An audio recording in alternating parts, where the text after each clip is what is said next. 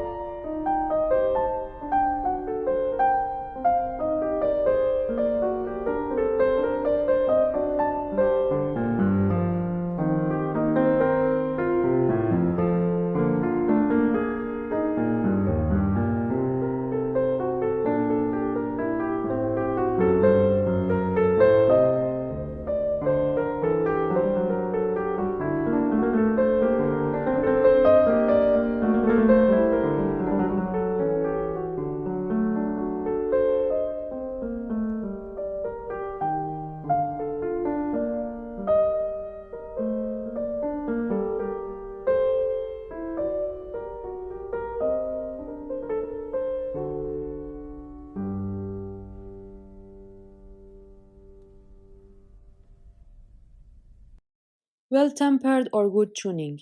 It was in this time that many instrument makers were trying to find a better tuning system. Bach as well. With the old style it was not possible to compose in many different tonalities, and it was not possible to change the key in the middle of the piece. It would sound out of tune. He tuned his keyboard differently. Historians believe it might have been somewhat closer to our today tuning.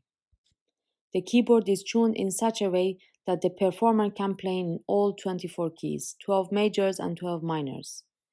His well-tempered clavier, 48 preludes and fugues, were composed with this system, another set of educational pieces. He himself said, "The well-tempered claviers are for the prophet and use of musical youth desirous of learning, and especially for the pastime of those already skilled in this study." And like this, unlike his contemporaries, Bach composed in all tonalities. Now let's listen to one of the prelude and fuga in F sharp minor from the second book.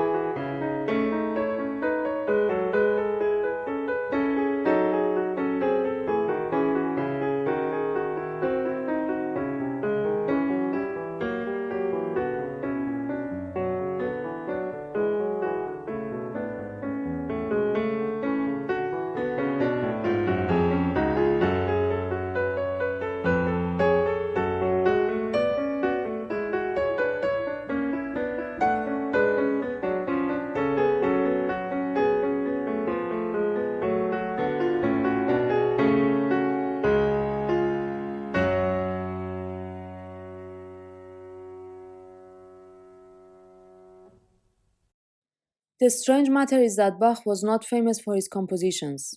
He was known for his organ playing and making organs, for his improvisations, especially on fugas, but not famous for his compositions, not even in 18th century, although Haydn, Mozart, and Beethoven were influenced by him.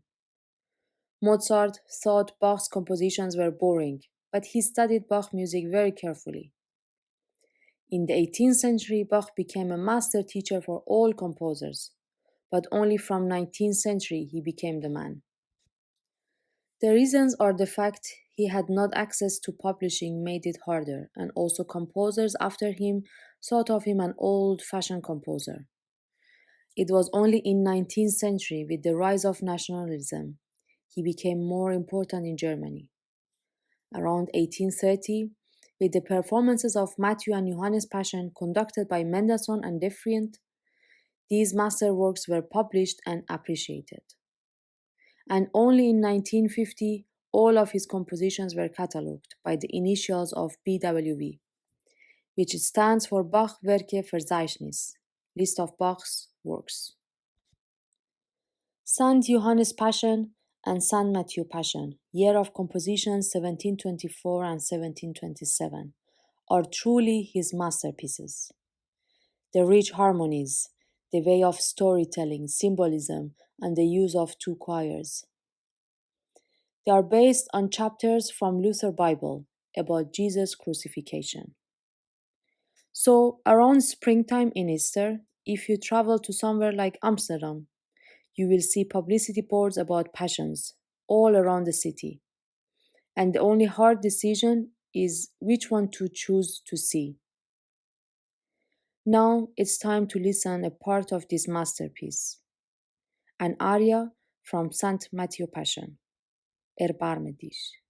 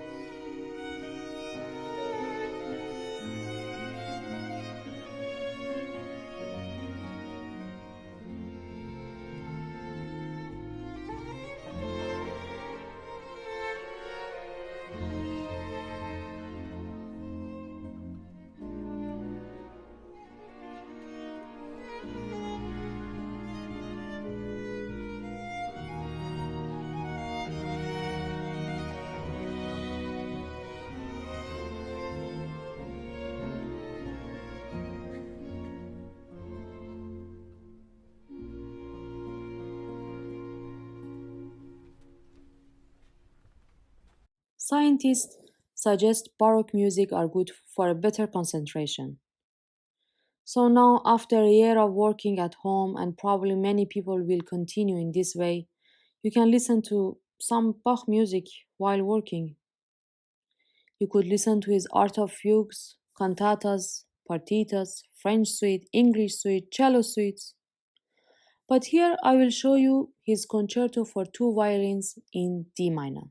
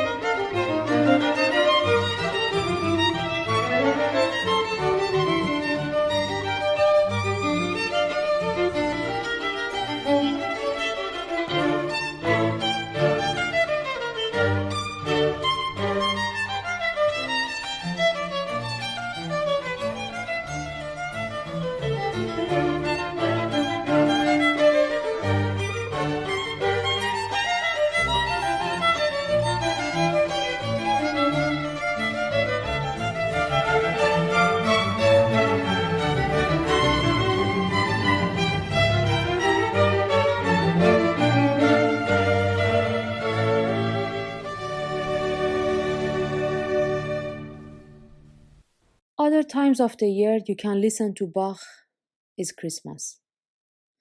He composed Weihnachtsoratorium, Christmas Oratorio, which is the story of birth of Jesus. So if you are tired of Jingle Bells or Santa Baby and you want to listen to something more sophisticated, you can listen to this complex masterpiece. It is a long piece, but you don't have to listen to everything. You can listen to one or two cantatas, or little by little, you listen to all of it.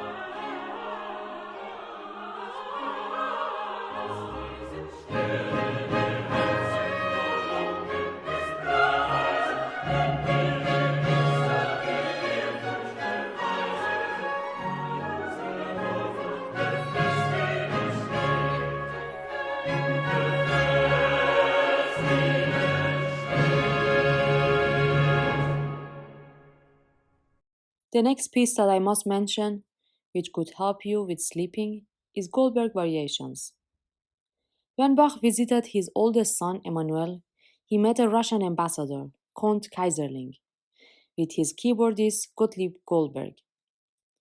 The Count, who was suffering from insomnia, commissioned Bach a piece for him to sleep. They say many nights Gottlieb was playing some music on keyboard for the Russian ambassador to fall asleep. So Bach composed Goldberg Variations for him. Probably Gottlieb was the first one who performed it.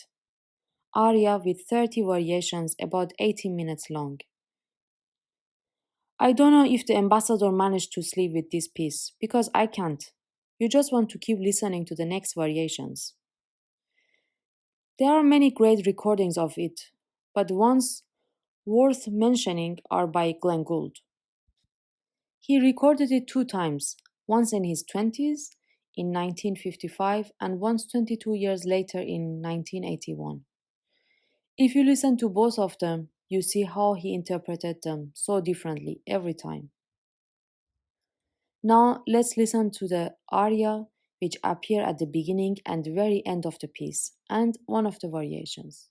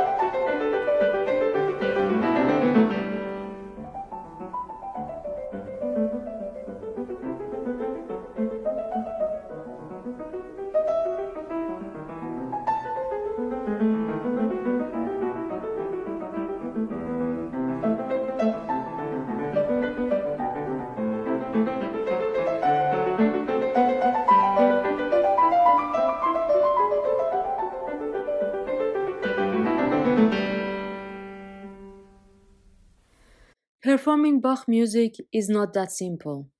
There are lots of rules that you have to pay attention to. First, you have to arrange a good edition. Find an expert on Baroque music and then still listen to different recordings by masters. Articulations are very important. The relation between each note, ornamentations, the rhythm, probably from Baroque dance, the form of the piece. Ornaments in Bach serve to imitate human voice. They are little decorations to make the piece more elegant and graceful. And if you want to get deeper, you could pay attention to allegory in Baroque music, the meaning behind tonalities, intervals, cadences. For example, if a piece is in C minor, Do minor, and ends in C major, it's Hallelujah. Or scales going up and down mean resurrection and death. Book of Paolo Badura Scoda on Bach interpretation on keyboard can be very useful. Bach was losing sight little by little. The surgery didn't help. On his last year of life, got blind completely. He died in 1750, and with his death, Baroque period ended. The importance of Bach in classical history is enormous. From little things like the first one to give more character to harpsichord in chamber music by passing the melody to it, or the first to compose in a concerto style for keyboard and orchestra, to well-tempered or well-tuning of the instrument, using such harmonies, forms, and in my opinion, with amount of keyboard repertoire he composed, was a green light for piano to become such an important instrument in the future. He was more futuristic than what they thought of him at the time. Many composers not only composed in his style or used his themes, but even composed using the letters of his name, Bach. Not only classical musicians, but also movies and pop stars appreciated this man.